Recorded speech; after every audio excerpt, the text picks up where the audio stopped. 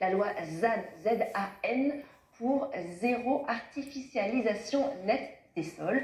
Pour en parler, je reçois ce soir Pierre-Henri Jeannot, élu écologiste à la région. Bonsoir monsieur, à la région Auvergne-Rhône-Alpes.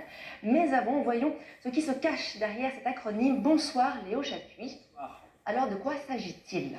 Cette loi ZAN, c'est une loi qui vise tout simplement à stopper la bétonisation et c'est une demande des citoyens. Ça vient de la fameuse Convention citoyenne sur le climat. Il faut dire qu'en l'espace de 10 ans en France, regardez, 250 000 hectares ont été artificialisés. Pour vous donner une idée, c'est l'équivalent de 5 fois la taille de la métropole de Lyon.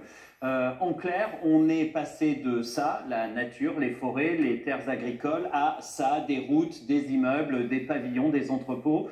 Et la loi veut limiter cette expansion au nom de la protection de la biodiversité, au nom de la lutte contre le changement climatique, au nom de la lutte aussi contre les inondations. Et alors que prévoit précisément la loi et quel calendrier? Alors ça va se passer en 2 temps. D'abord, il va s'agir de ralentir, de limiter l'artificialisation des sols. D'ici 2031, il faudra avoir réduit de moitié la bétonisation. Et puis, deuxième temps, en 2050, objectif ZAN, on va dire zéro artificialisation nette. Ça veut dire quoi? Ça veut dire que pour chaque parcelle bétonnée, faudra compenser en rendant à la nature une parcelle de taille comparable.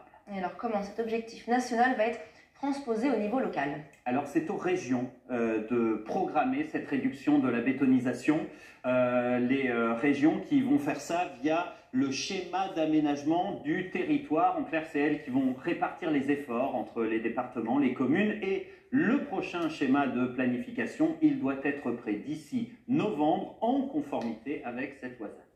Alors justement, nous avons un élu local, un élu régional, nous en parlerons dans un instant, parce que je vous propose tout de suite, avant, d'aller dans la Drôme, à Chabeuil, où le maire est bien remonté contre cette loi. Pour lui, l'équation est impossible et vous allez voir qu'elle n'est pas non plus sans conséquence sur le secteur du BTP. Hugo Chaplon, Géraldine Chen.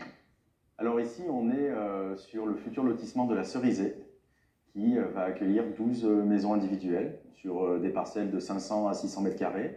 C'est peut-être ce qui n'existera plus demain si cette loi ZAN reste comme elle est aujourd'hui. La zéro artificialisation nette est devenue la bête noire du maire de Chabeuil. Une commune rurale de 6800 habitants, proche de Valence, résidentielle et dotée de commerces et entreprises. Ces 10 dernières années, 21 hectares ont été bâtis pour son expansion. Mais d'ici 2030, la loi stipule qu'ils ne pourront utiliser que la moitié des surfaces exploitées précédemment, soit 11 hectares. De 11 hectares disponibles, vous enlevez grosso modo la moitié pour le volet économique, c'est souvent la bonne fourchette. Vous y enlevez les bâtiments publics, du type gymnase, école, infrastructure, pour dimensionner justement le service public. Il va vous rester à peu près 5 hectares. 5 hectares, vous faites le calcul sur 300 logements, vous êtes à peu près 80-90 logements à l'hectare. C'est-à-dire que vous êtes les uns sur les autres. Donc non, ça ne marche pas, c'est pas tenable. Moins de terrain disponible, c'est aussi moins de chantiers de construction. Cette perspective inquiète les acteurs du bâtiment et des travaux publics qui craignent pour les emplois dans ces secteurs.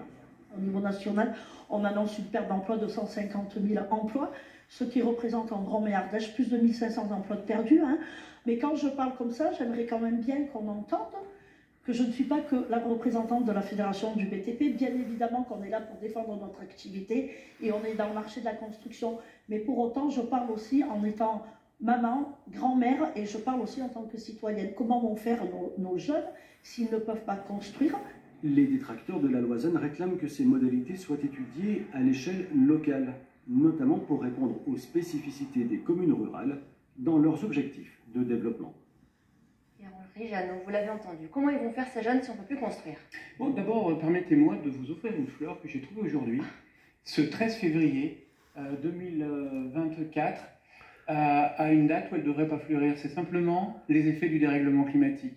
Quand les lois sont votées, la loi résilience, climat et résilience, c'est qu'il y a un consensus scientifique et politique sur la nécessité d'éviter l'expansion, parce qu'on est visiblement allé trop loin. Certes, mais comment on va faire si on peut plus Alors, construire? sur maintenant l'opérationnel, c'est-à-dire comment on fait et comment on est. En fait, l'idée, c'est de faire avec l'existant, de valoriser l'existant. C'est un énorme effort qu'il faut faire avec de l'ingénierie. Vous parlez de recyclage urbain? De recyclage urbain, mais d'inventaire aussi. On parlait des zones d'activité concertées, qui ont été rarement concertées, qui sont malheureusement des espaces de gâchis foncier. On a été dans l'ébriété foncière, on essaie de pencher vers la sobriété foncière, mais elle peut être assez enivrante, j'allais dire, si on met en place des moyens d'ingénierie. On parlait notamment de la BTP, de la fédération du BTP.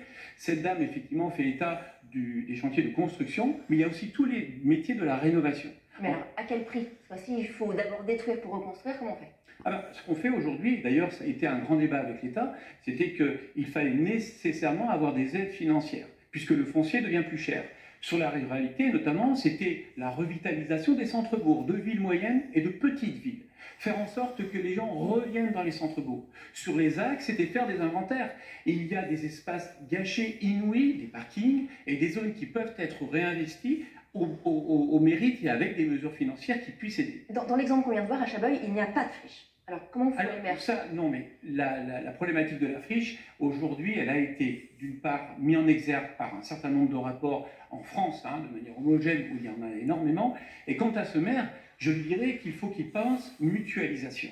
C'est-à-dire que peut-être que lui a un besoin de foncier, et peut-être que les communes avoisinantes ne l'ont pas. Et c'est un peu ça, si vous voulez, aujourd'hui, qui apparaît dans les dernières circulaires préfectorales, c'est de faire en sorte d'avoir non plus une vision communale, mais une vision globale, où on va économiser. Vous êtes en train de dire aux maires, acceptez de ne pas avoir d'habitants, de nouveaux habitants sur votre commune, il faut qu'ils aillent s'installer ailleurs, et les écoles et les commerces, tout ça va aller chez le voisin. Je dis simplement qu'il a un bonus écologique. Il peut mutualiser son bonus écologique. Il peut travailler non pas tout seul, il peut travailler avec des EPCI, avec les communautés de communes. Et on travaille sur des projets qui sont cohérents, des projets globaux, où les maires ne vont pas s'inquiéter uniquement du destin de leur simple commune, mais on va raisonner sur des zones urbanisées, où on va travailler sur les flux d'emploi, sur les flux de consommation, sur les flux d'habitation, de manière beaucoup plus cohérente. Je veux quand même dire que ce que nous vivons depuis 40 ans, c'est une ultra-compétition des mairies entre elles, qui leur ont nui. Et c'est bien ça le problème, c'est de ne pas avoir eu de cohérence dans leur projet. Et il faut s'atteler, parce que j'entendais la mère de famille BTP. Le problème aujourd'hui, c'est que dans cette course effrénée à la bétonisation et à l'artificialisation, non seulement la biodiversité s'effondre, la santé des habitants est remise en question et leur cadre de vie.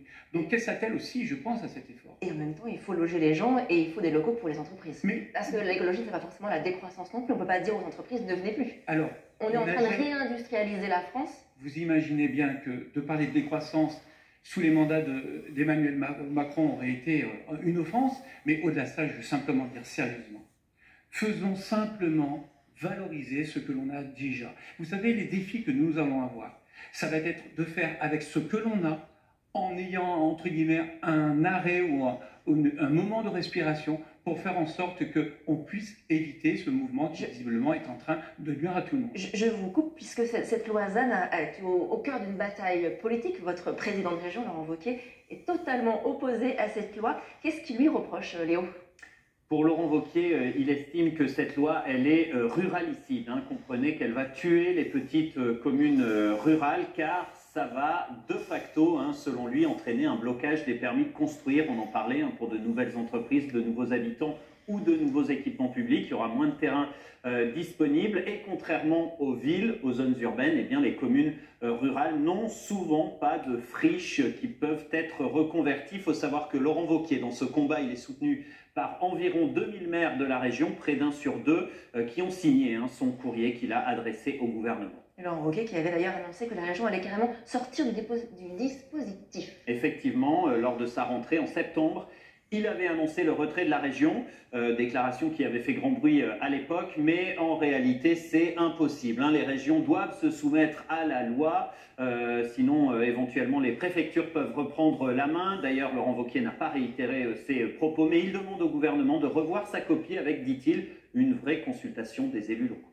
Pierre-Henri Janot, vous avez déposé un référé qui a été rejeté parce qu'il n'y avait pas de caractère d'urgence. Du coup, que faire? Oui, comme quoi l'urgence climatique est toute relative. Laurent Wauquiez n'a pas lu la loi.